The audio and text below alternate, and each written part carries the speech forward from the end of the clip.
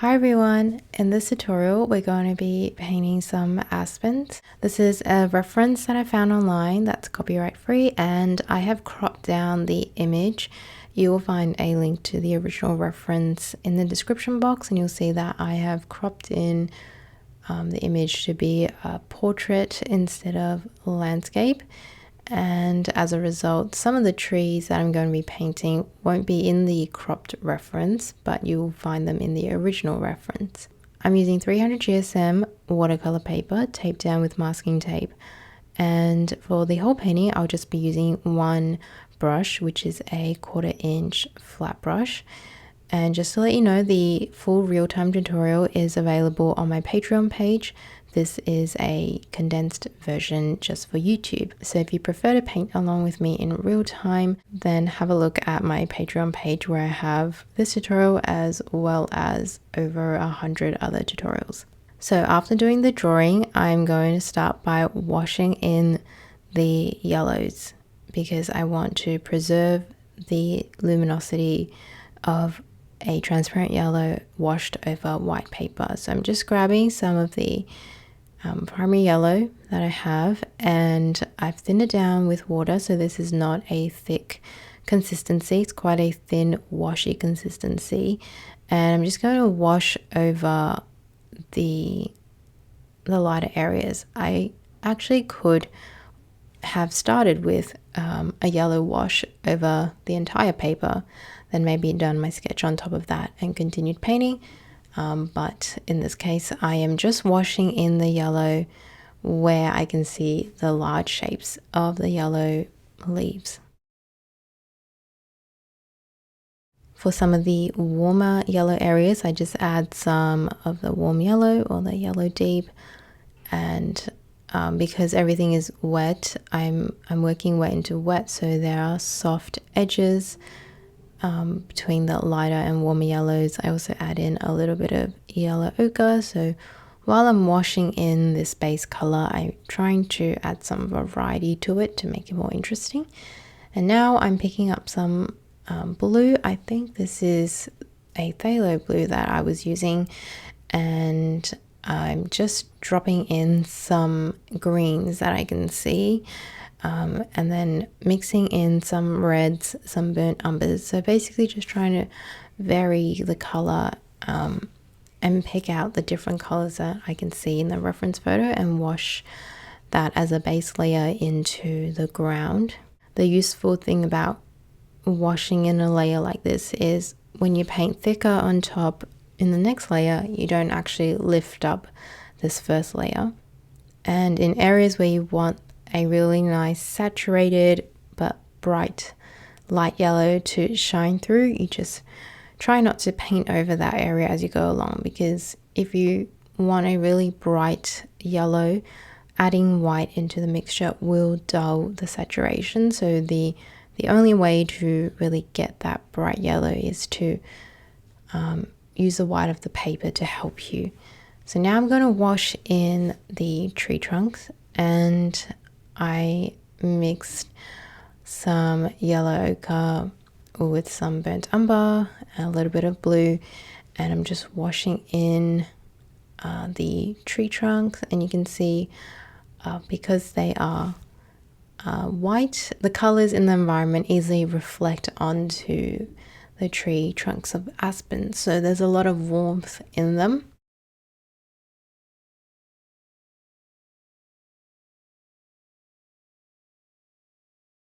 And the light source is coming in from the left hand side, so when I add darker values, I add them on the right hand side to help the form of the tree trunks turn.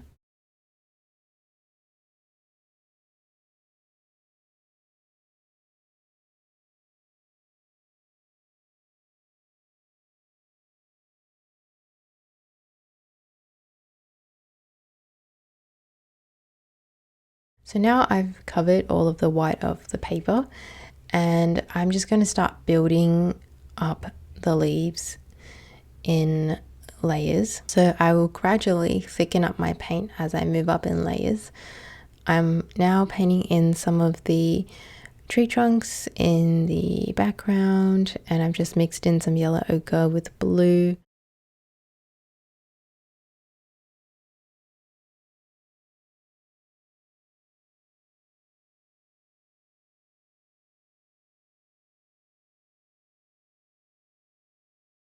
And I'm adding some of the light on the aspen trunks on the left hand side now,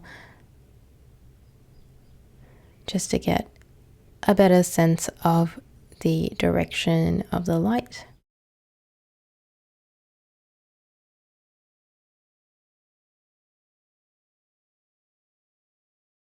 Now I add some more blue with the yellow, and I'm just going to keep building up the leaves. So I'm dropping in areas where there's more green, areas where it's a little bit warmer with a little bit more warm yellow and yellow ochre. And I will kind of go back and forth between painting in the leaves, then painting on some branches and the tree trunks, and then layering some more leaves on top of that.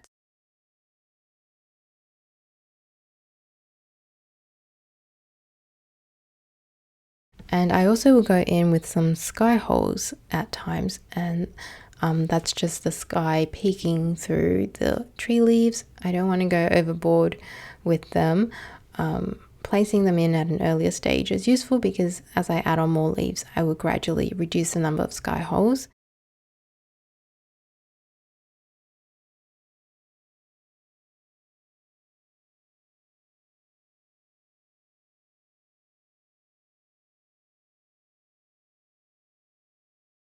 At the same time, I'm also building up the layers in the ground, so adding in darker values, kind of more warmer browns, reds, greens. And I try to use my brush to create a little bit of texture as well, so that not every brush stroke I lay down is the same kind of shape or has the same textural quality. So if I want to have a little bit more of a sparse texture, then I try to use a little bit of dry brushing, where I just reduce the amount of moisture, the amount of water that I have in my brush, and I can just do that by wiping my brush off on my towel, and then when I brush onto the paper, I get a more wispy brush stroke. And this can take a little bit of practice. It can also take some experimenting with different brushes. Some will work better than others for this case, for this scenario. Now I'm going to go in and really darken the value of the tree trunks because I can see they are way too light. So I'm going in with some warmer colors, some burnt umber, a bit of burnt sienna or Venetian red mixed with ultramarine blue to tone it down, and just painting in the tree trunks.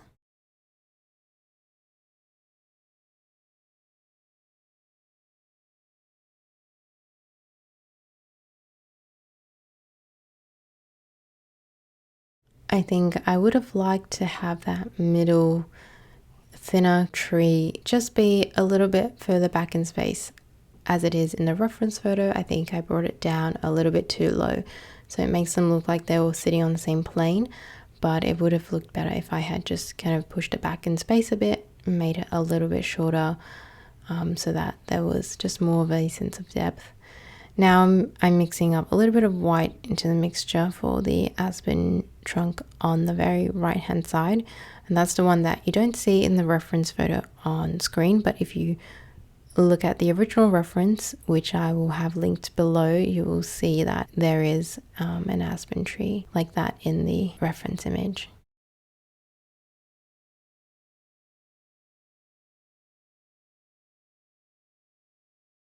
And I'm adding on the light on the left hand side, so there's a greater sense of the light coming through.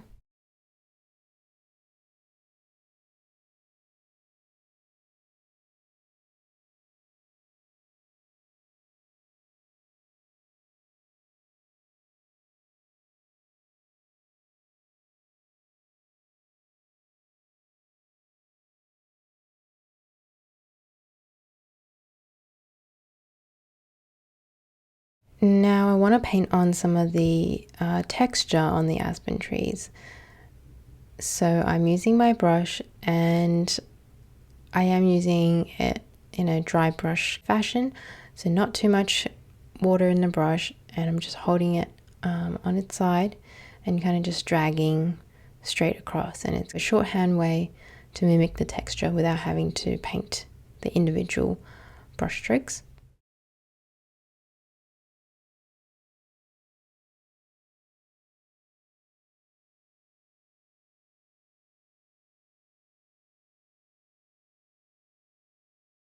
Then now I can go in and paint some of the thinner branches, and you can see that my brush, it comes to a really thin edge, and so using the thin edge of the flat brush, I can actually get some really thin lines, as thin as I would if I were using a liner brush. So this brush is really versatile, and I encourage you to try to paint this with just one brush to see how much you can get out of using one brush.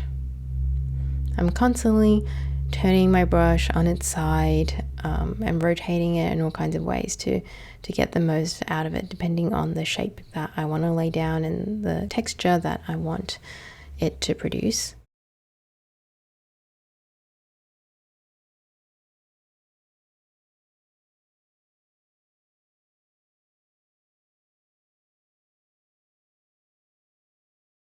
So at this stage, I'm just about done. I'm just adding on little details here and there, layering on some more leaves. I always want to add a layer of leaves on top of the branches, just so it doesn't look like the branches are all sitting in front of all the leaves, which wouldn't make any sense. They should be layered in space. Leaves in front of branches, branches in front of leaves. So I'm just painting in some more of the warm yellow leaves on top, and then in the ground I'm just adding in a little bit more green.